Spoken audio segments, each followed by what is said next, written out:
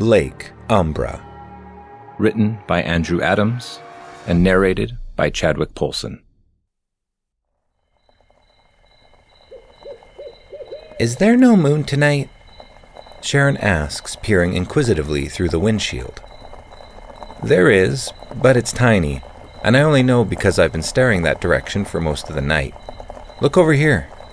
Tony points to the far corner of his side of the windshield, a stretch for Sharon to see. You see that little sliver? Right there. It's about to be covered by that cloud. Yes, I see it better now that we've turned a bit. Madison and Doug sit quietly in the back seat, having had more than their fill of fun already, both rather inebriated. There's power in a crescent moon, you know, Tony continues. Many spooky stories like to use a full moon for imagery, but even that small of a crescent carries much more mystique, unless you're talking about werewolves, that is. I wasn't, no. Are you writing a ghost story now? Should I be worried? Depends. It is pretty dark out there. The atmosphere would be perfect for such a story. How do you view yourself in that scenario? A victim or survivor? Better than you, loser, she mocks. You would be the idiot that panics and runs into the darkness, never to be seen again. Actually, you would probably attract the ghost right to you as you run away, screaming, of course, then never to be seen again, but also leaving the three of us perfectly safe. So thanks. Sharon sarcastically places a hand on his shoulder. Are you writing a ghost story now? Fair enough. Although you aren't pretty enough to be the final girl. You'd be lucky to die first and get it over with. She punches him in the arm, causing the car to jerk. Some boyfriend you are. Doug bounces off his seat and hits the floor. Whoa! Take it easy, drunk driver. I'm not drunk, you are. Tony fires back. Oh, yeah, we are. Doug and Madison snort laugh at his joke and obnoxiously carry on for too long. What do you say, Sharon? Should we go and find some fun? Even though you almost turned us into a ghost story ourselves. Well, she defends. I'm not ugly, you're ugly. You are ugly, bro. Doug comments between them with an arm resting on each chair. But did I hear you were looking for ghosts? I know this may be hard to believe, but I'm something of an expert on the subject myself. That's up to Sharon, Tony answers, looking back and forth between his girlfriend and the road. Sure, whatever. I mean, I don't really believe in this stuff anyway, but I'm not going to be the party pooper. Nice, Doug whispers. Coming up in about a mile now. Take a right, turn on an old dirt road and park. When? I'll tell you when. Just keep straight like a mile or so. This is going to be so rad, the wasted Madison adds. You know everything about this, so then you've been here before? What happened? Tony asks. Nothing happened. My source tells me you have to have multiple people. It doesn't work if you come alone. But turn right here. Jesus! Tony exclaims, stomping on the brakes and swerving right. So anyway, there's a bottomless lake right on the other side of this dirt road. That doesn't make any sense, Doug. Something can't be just like, without a bottom. It would pour out the other side of Earth. Madison argues. It just means they never found it. And stop interrupting me, because I was getting there. Shut up or whatever. He giggles drunkenly.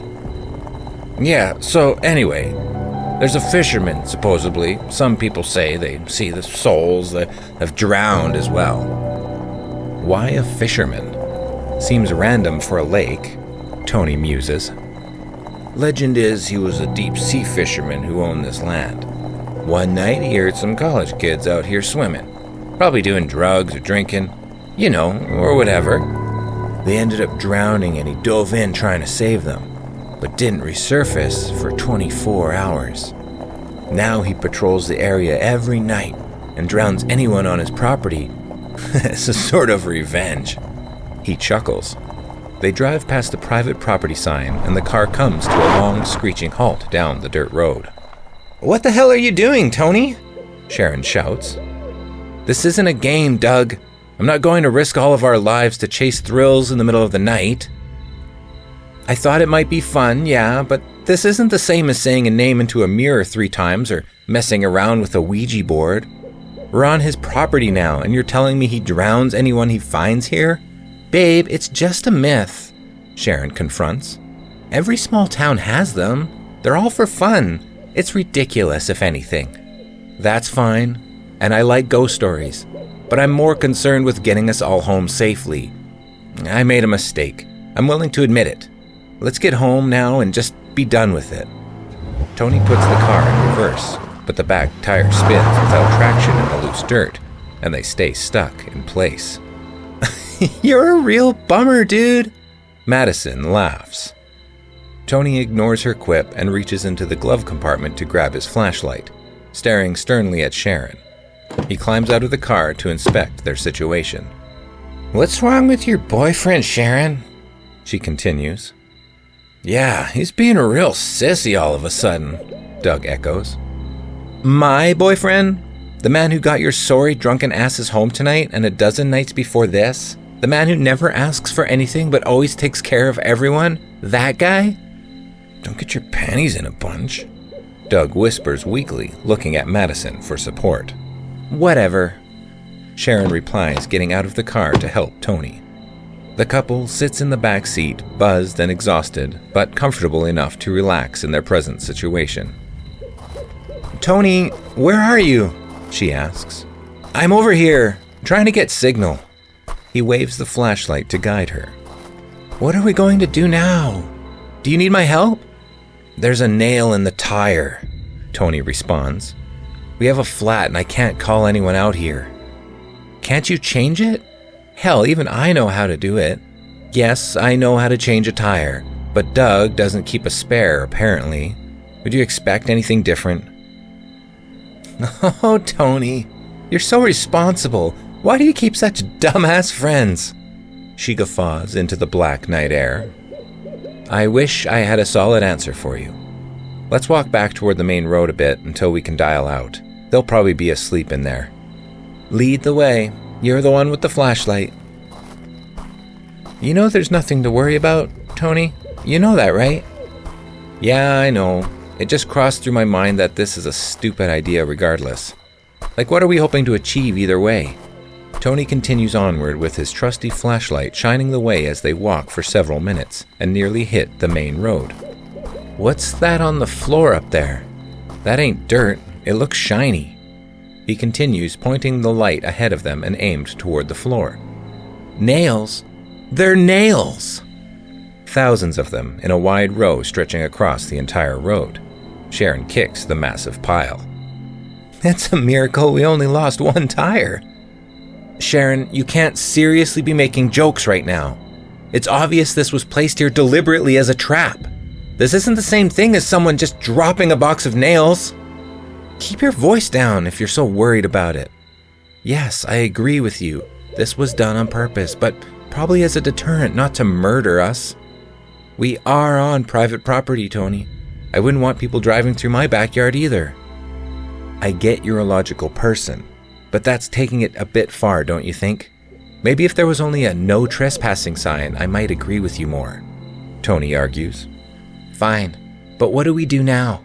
We have to be halfway to the road now, so do we continue on or go back and get them? Would be smarter to go out and make the call first to make sure help is on its way. I just feel kind of weird about leaving them trapped in the middle of nowhere. I know you do, so let's go get them and come back.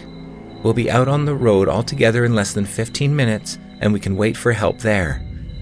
That is, unless Doug and Madison are already dead, Sharon deadpans. Why do I date you? I'm the best you can get, that's why. Let's go get your idiot friend and his moronic girlfriend. Seriously, everything's fine. Yeah, well, I'm the one who listened to that idiot and drove us out here, Tony laments. I keep thinking I'm hearing sounds too, but it must just be the countryside playing tricks on me. I haven't heard anything. You're cracking up, Mr. Tony. The exposure is getting to you. Look, shine the flashlight over there. I can faintly see the car. Great. Let's grab them and go. Tony and Sharon continue carefully through the hidden pitfalls of desert landscape and darkness. All is quiet, as would be expected, yet the set of circumstances and Tony's heightened awareness have cast a watchful eye over their position, an invasive and foreboding eye at that. "Hand me the flashlight. I think I see Doug sitting in the back seat," Sharon requests, taking it from Tony and shining the low beam through the back windshield.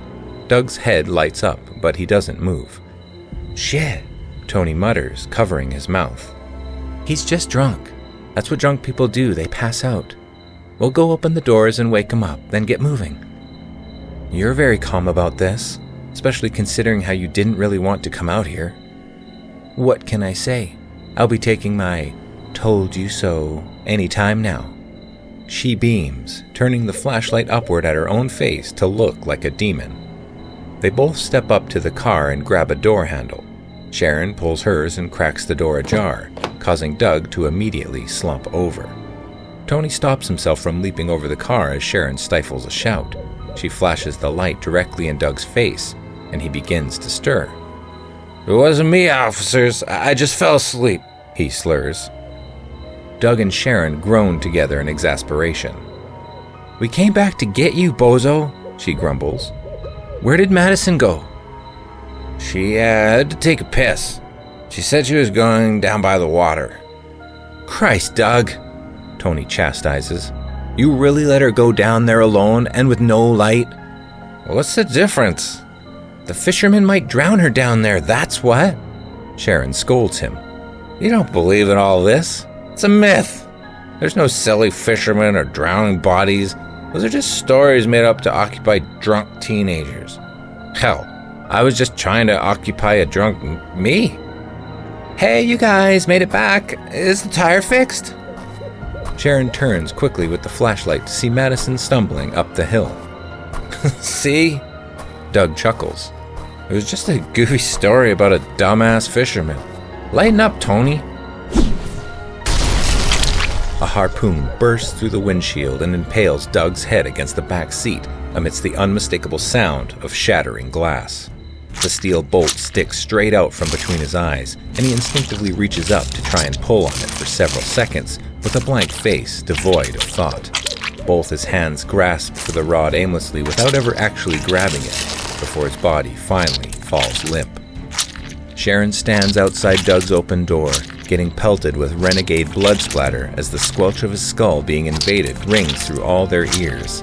She holds still and in a state of shock. Tony covers his mouth tightly and falls back on the ground, yet regains composure quickly and runs towards Sharon.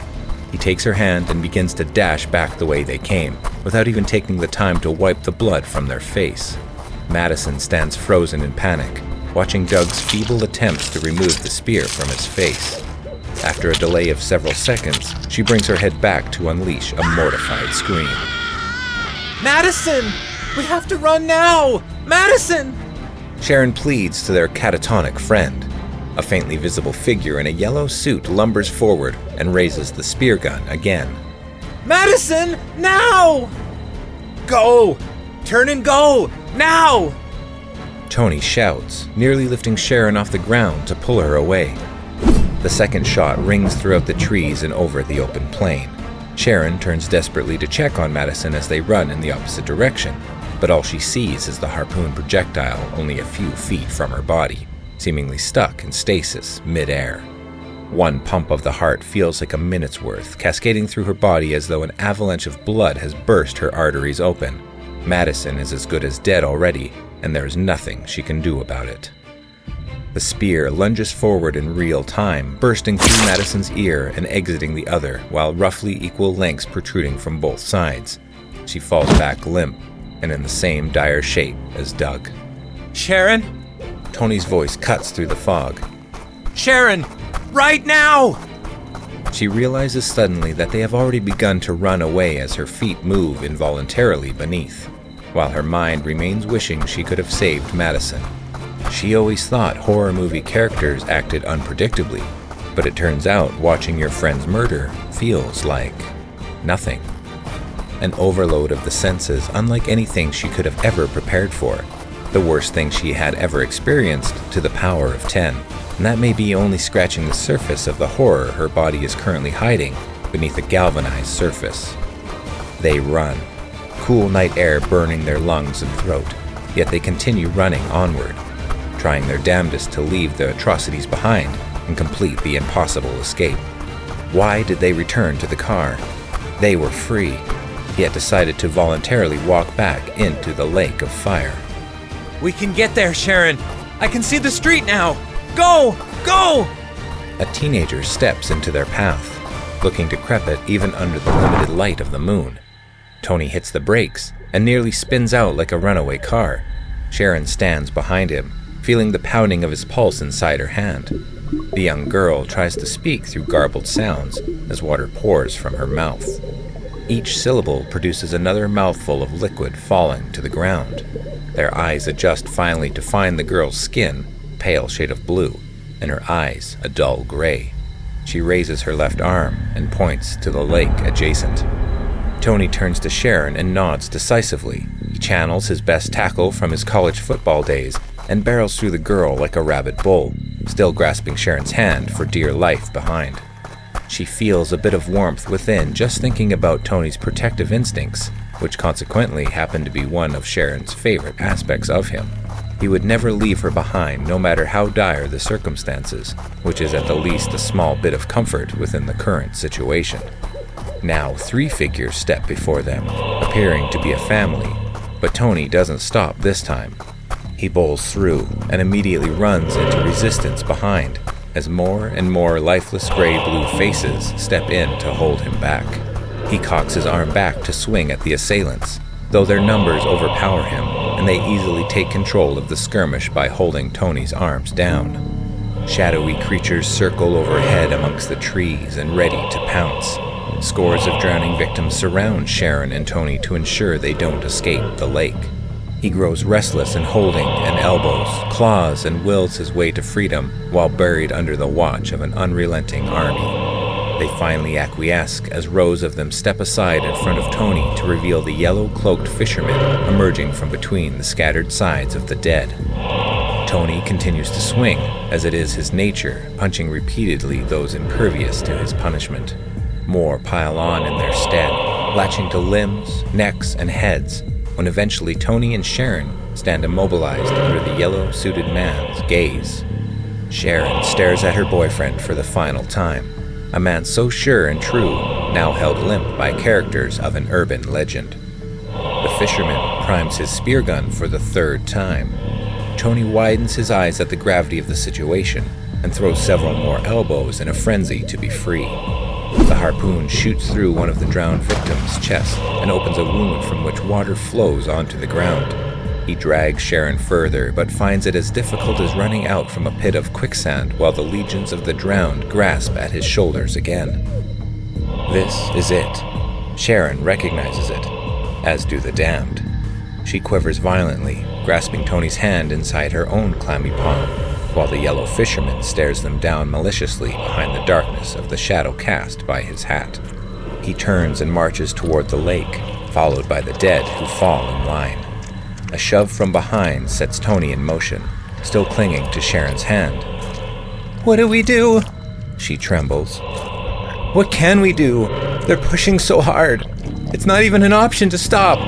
My other arm is being held down too. I'm scared, Tony. I don't even know what to say. You were right.